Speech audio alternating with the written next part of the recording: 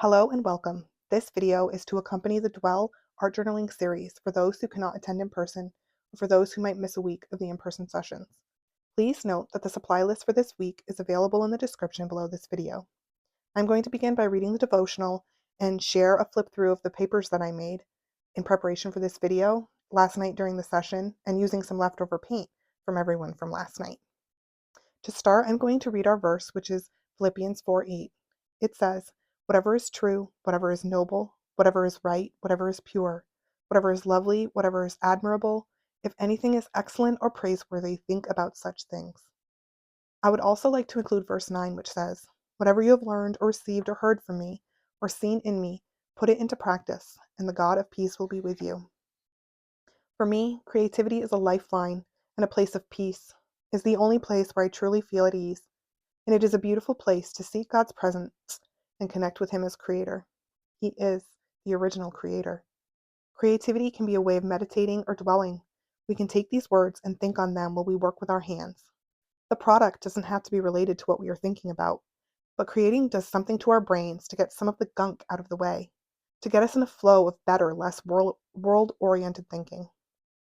So by meditating on a particular Bible verse, creativity becomes even more powerful because we are adding the works of our hands to the thoughts of our mind. Proverbs 16 says, "Idle hands are the devil's workshop." And in the book of James, we are told that faith without works is dead.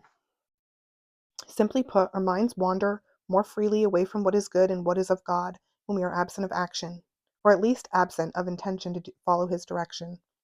This series is called Dwell because several translations of this verse say, "Dwell on these things rather than think." There are other versions that say consider, and creativity can really help us to do that, to linger longer on these words and process them more deeply. In a world that is broken and full of cynicism, it can be hard to focus on the things in this verse, but I have found that being creative can cause all the world to fall away to make room for the presence and peace of God. Today we're going to look at the definitions of the first four words in the verse: true, noble, right, and pure. True, in accordance with fact or reality, accurate or exact, truly, honestly, unswervingly. Noble, having or showing fine personal qualities or high moral principles and ideals. Righteous, honorable, a person of noble rank or birth. Right, morally good, justified, or acceptable. True or correct as fact. A moral or legal entitlement to have or obtain something or to act in a certain way. Restore to a normal upright position. Pure, free of contamination, not mixed or adulterated with any other substance or material, without extra or unnecessary elements. Do you struggle with any of these words? Is it because of a lie the world has told you, or do you just not feel like God has met you in this area, so you're feeling uncertain? I think it's good to lean into that discomfort, because often that is the best way to grow in your faith and relationship with God. And I think this session's project, this practice, is a good way to practice leaning into discomfort, because we are going to get messy and get loose, and sometimes that can be surprisingly difficult for some people, including myself. But I just encourage you to let go and just be as free as you can and enjoy the process. To begin our creative component, we are going to choose our color palette. I would recommend starting with just 3 colors. They can be 3 colors kind of on the cool side, like I have here. 3 colors kind of on the warm side, which would be like an orange, a yellow, and a red. Or you can kind of mix them all up. We're not going to worry too much about color theory. We talked about it a little bit last night in the session, and I think it just made things more complicated for people, to be honest. Pick 3 colors you really like, 3 colors you really like together. Black and white don't count. You can add those in as well. But to begin, let's just start with 3 colors to keep it a little bit more simple.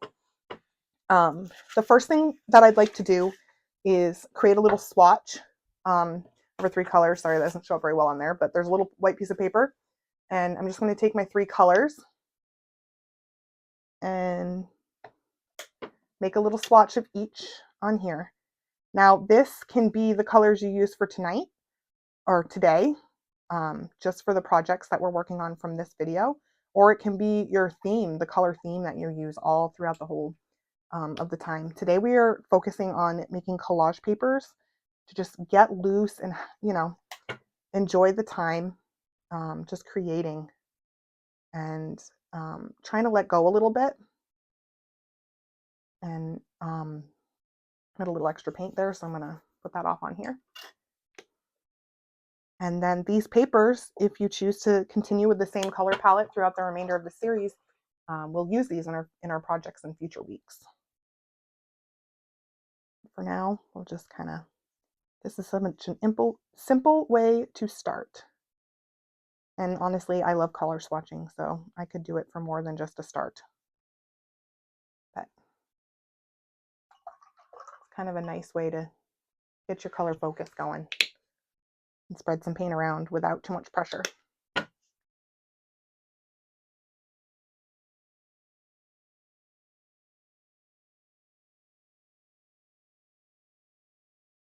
So here we go. I've got a turquoisey type color, this kind of soft, almost pastel-y blue color, and then a magenta. And I kind of chose the magenta because of these flowers on some graphics that I made for some printouts for this series. And I just really like that. And I just really like blue. So I put them together. Somewhere along the way, some yellow might become involved to kind of add some contrast and some pop, but we shall see. So when you have your swatch done, what I have done is in my little journal, I collaged some neutral papers, some sheet music and some dictionary pages, just some book pages in the back, and I'm going to glue as a background, and I'm going to glue my swatch in there. I might write down the colors. I haven't decided yet, but that's just a really great place to start, a simple place to start. You can always just swatch directly into your book as well. You don't have to do it separately and then glue it in. I just thought this would be fun to do it like that. The next thing that we are going to do is start with a big piece of white paper like this, or a piece of copy paper, or any paper that you have. Blank is great, but it does not have to be. It's going to get, a lot of it's going to get covered up. We are going to start with, sorry, I lost my train of thought there for a moment. I would like for us to write a prayer or intention for what we'd like to get out of this current session, this video, or what we got out of this week. Or you can write a prayer. You can just write down the verse.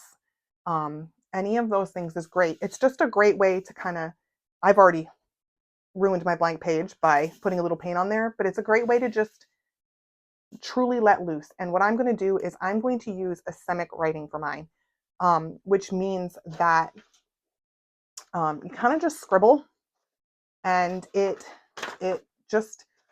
really loose and messy, and it's not something that I necessarily want to read again, but it is a release of thoughts and intentions. And it's also a great time to actively set our hearts and minds on the words of the focus verse. So if you want to try to include some of those in there, that would be great. So I'm just going to give a minute to just kind of scribble down some words, some intentions for what you hope to get out of this creative session.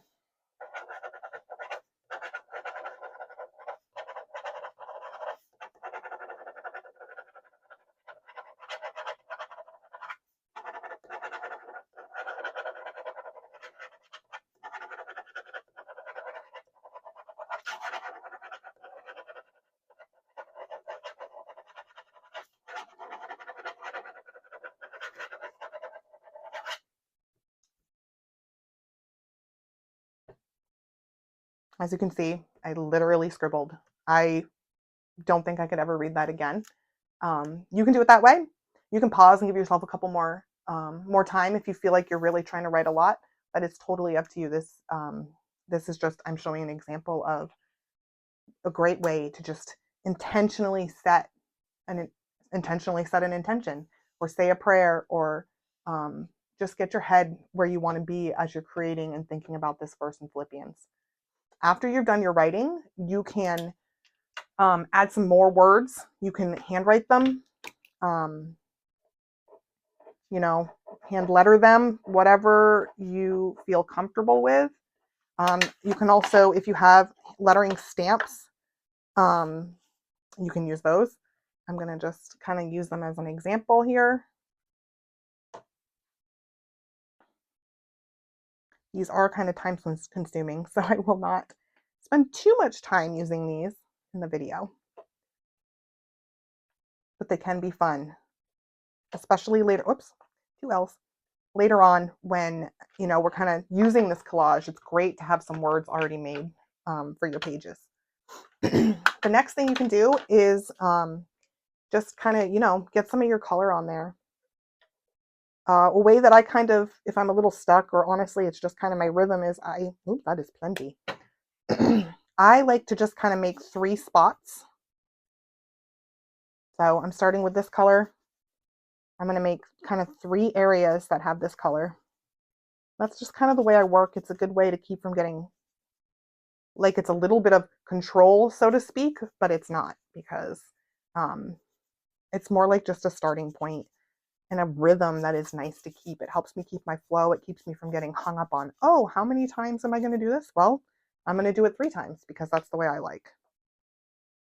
My colors are safe together. They shouldn't make mud. They might make a beautiful purple, but that would be okay with me. I'm actually not even going to clean my brush off for this. I'm going to just make these 3, and look how scribbly I am being. Please do not be scared. Just practice getting loose and letting go. We are here in the presence. Consider it as if we were together in fellowship creating. But if nothing else, you're here with your creator. He is always here, and you're creating together. These are things that he is giving you, and sometimes they are messy, but I know that we can turn them into something beautiful, because that's what he does through us. So we're just, see, there goes my blue, or my pretty purple. And see, these marks are going to be a little bit different, which is fun. So there's a couple things you can do. We've got writing, we've got just painting. We've used some stamps. I actually use, let me see where I set them. I have this fun stamp. I'm going to use just black because I have it out. This is just a fun stamp. If you ever want to make some inexpensive stamps of your own, pink erasers are great. You can get them so cheap, especially after school season is over. And remember, the working in 3s kind of gives it a composition, but I'm not glued to that. Like, I'm not trying to make this be a piece. I'm just, it's just the way I work. And I hope that you can find a rhythm of your own. Another thing that you can use is stencils. I'm going to use this big one right here.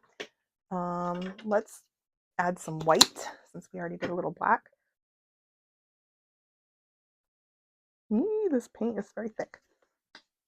So if you are using a brush to do your stencil work, you kind of want to put some paint on the brush, but then you want to really smush it out. If you have too much paint, you're not going to get a nice impression from your stencil. If you're fine with that, knock yourself out, but it will smush fairly easily underneath the stencil if you have too much paint on your brush.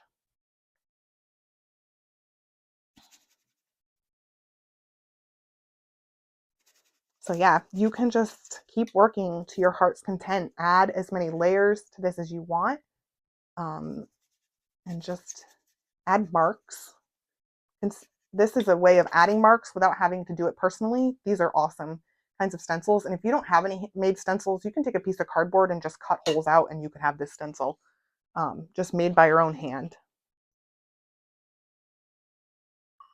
I recommend you can use something like crayons. Crayons would be fun to make some marks. Such an inexpensive, very accessible way of getting something. The only thing I will say is this is one of those ways where you say, you got to remember what you're using and know that it will make an impact on your future layers, because obviously crayons are waxy. So they are going to resist pretty much anything you try to put on top of them later. So just keep that in mind if you use something like a crayon. So there's just an example of that. So these are some examples of some other papers that we used last night, and these are some of my favorite papers to use when I am making collage papers and when I'm journaling, art journaling. So this is just a dictionary page security envelope. We get these in the mail all the time. Another thing you might get in the mail all the time if you get packages, Amazon, Walmart, anywhere. This is just brown packing paper that I've cut down to, you know, a reasonable size. This is deli paper, another dictionary page. This is from the white pages, which I really love the thinness and the texture of this for painting on and for using as collage. These are from book page. This is a book page and some sheet music. And those are some printables that I handed out last night. And if you're interested in one of these, just email me and I can email it to you and you can print it out yourself.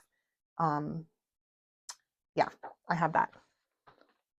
So I'm just going to do, I think I'm going to start with the deli paper, and I want to show something that I already pre-made because I think this is a really great way to add texture with collage. Is you take a pen or a marker or whatever you can, and you can write along. You just keep writing and going. And it's just a great way to just like get the words there and get them in your head. Because you know, when you write things down, it helps it stick a little bit better. So I've written down the verse repetitively until I filled up the entire page. And that's a lot of fun later to use as collage. The deli paper will actually almost disappear. It'll give it kind of a milky look, but it will almost disappear and just leave your words on the page later when you glue it down. You can also you can paint directly on this. It is a little soft, so if you use a lot of paint, and especially since we're using kind of a liquidy paint, it might get a little soft, so just be careful. But it is quite durable as well because, you know, it's meant for food. I'm just going to make a few brush marks kind of on here. This is a first layer. Oops. You know, just getting things started here.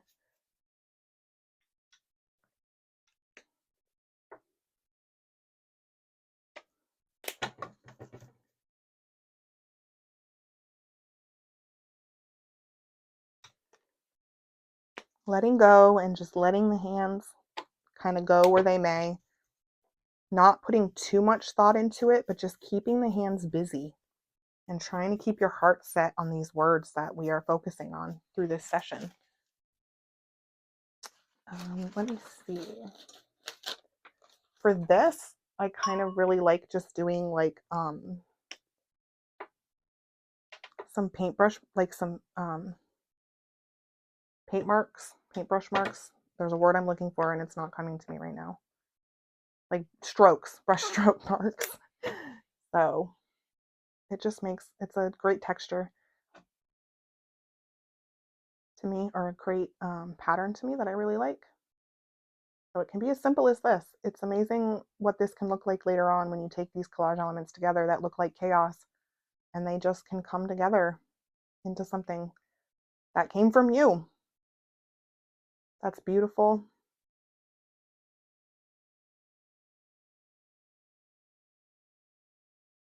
Maybe messy, but messy and beautiful kind of go hand in hand in my life. So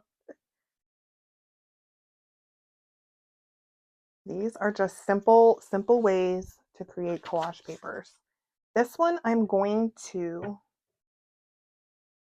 just throw a whole bunch of paint on here, and I'm going to come back to this one hopefully if I remember to show you a fun little technique that I really, really love. But I need to let this dry. So you make a piece that is just kind of a full color all the way across your whole sheet. And then you can come back to it in a minute. You can do this with all of your pages if you want. If you just want to make a bunch of sheets of plain color, just solid color, that's totally fine because they will turn into something else later. I just think that mark making on top, whether with a stencil or a stamp, it's just such a great way to add your personality and your hand to what you're making. For this one, let's use another stencil. I'm going to use, what's this bigger one? I'm just going to put this across here. I'm going to go back to another brush because that one's super wet now. Just remember a little bit kind of a more dry brush and just mush it through there.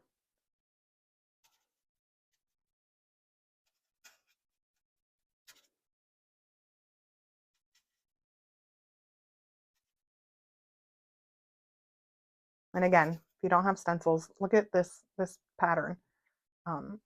I don't think, I mean, it would be a little bit tedious to cut out, but it definitely is doable.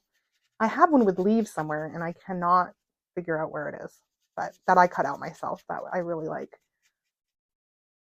But things often in the little room are not where I wish for them to be when I want them. All right, so this is just another example of a quick way to make texture on the page. Not a complete work, just something to use as you continue create going forward. That one's a little messy, but that's okay.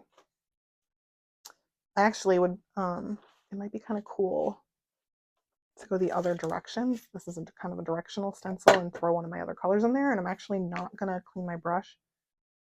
So I might get a little bit of another color here. Oops, probably had a little too much paint on there, but that's okay. And the cool thing is this will be like this kind of purple here, but I'm sure as I go along and I get more blue on my brush and less pink on my brush, it might change even more.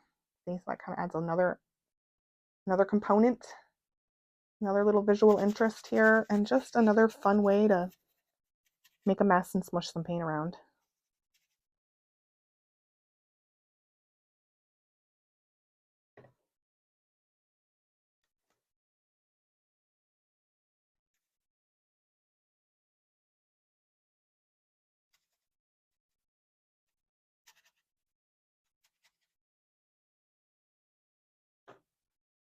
All right, I will do, let's see, I'll just do this one, just this one more for this part of it, just so you can kind of see. It's a different type of thing because this paper is brown. And sometimes these can be a little bit absorbent, so you have to be careful. It's not so white though, it's, you know, it's brown, so it's a little different. The colors are going to look different.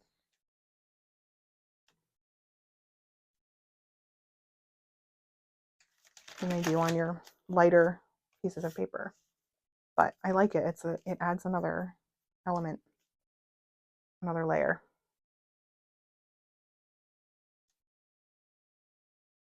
As you can see, I kind of just like these paintbrush marks today.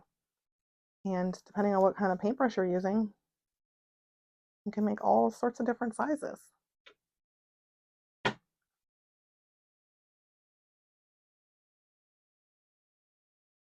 I really, I also really like black and white, or especially white on this like craft paper color. See if I can get some of this out here. So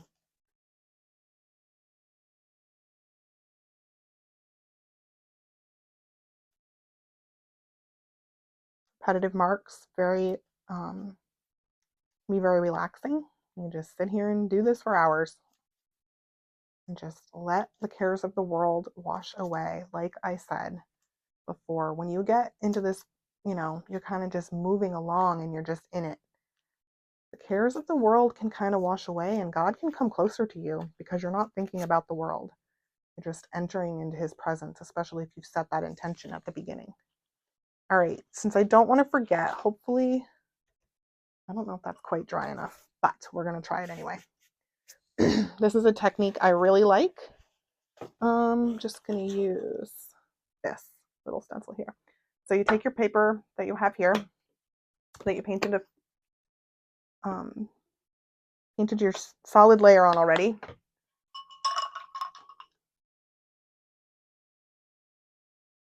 And then take a brush and just do a thin layer over the top. Just like that. You can just be brushy about it, painterly about it. I'm just going to kind of do the center like that. And then you take your stencil. I have a little container of beauty wipes right here that honestly, well, they're a little damp. They're not awesome. I just can't keep them in this jar.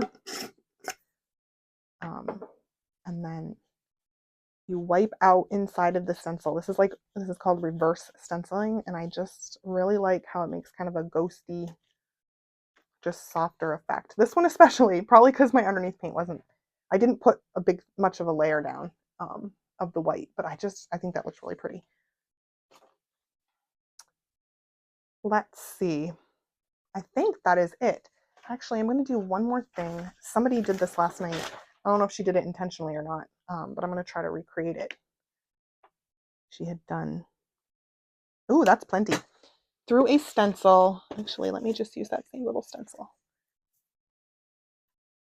Where's my brush that I want to use? That's too small, probably.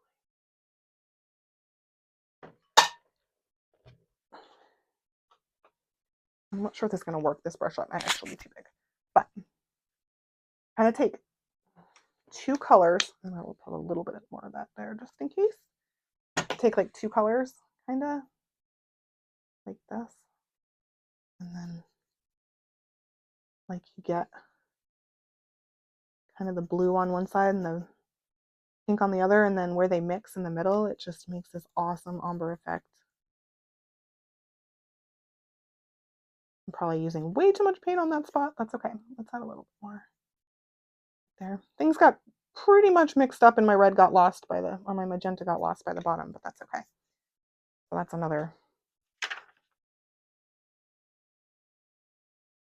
thing that looks really pretty through a stencil, or just, freehand. If you wanted to, again, do some brush strokes, you could do that with this, like this.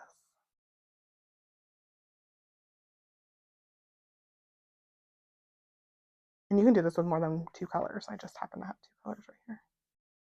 My brush is not honestly holding the paint very well, but that's okay. I just think that's really pretty. And you doing it on a piece of text paper just adds another dimension so simply. You're just using a book page, it has typeface on it, and then you're adding paint over top. Some of it you can see some of it through, and some of you can't. But I really like that. So if you're satisfied with the amount of collage papers you have, you can keep working for as long as you want. Let them dry and you can gather them up, and we're going to use them throughout the remainder of the series. You can make more marks, use them to make some backgrounds on your journal pages. There will be stuff that we will make later on that could go on top of some backgrounds. So yeah, keep working, keep playing. I hope that you have enjoyed this. I hope that you were able to get very loose. And I am glad you're here. Thank you for joining in this way. And note that the videos will be posted on Thursdays in case I want to add anything from the live session the night before. So anyway, we'll see you next week.